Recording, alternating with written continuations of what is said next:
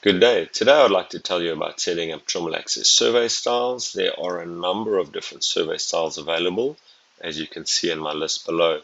Today we're going to talk about integrated surveying, the IS rover, and that's a simple method of using a conventional instrument, conventional robotic, and a GNSS survey style.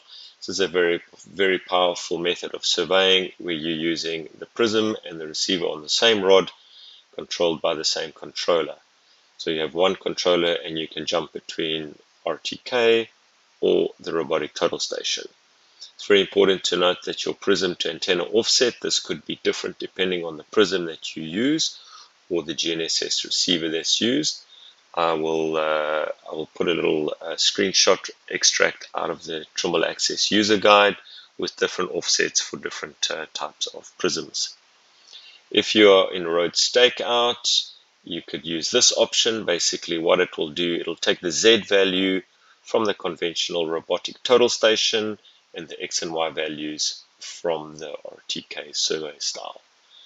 And that's a very simple method on how to set up a IS rover in Trimble Access.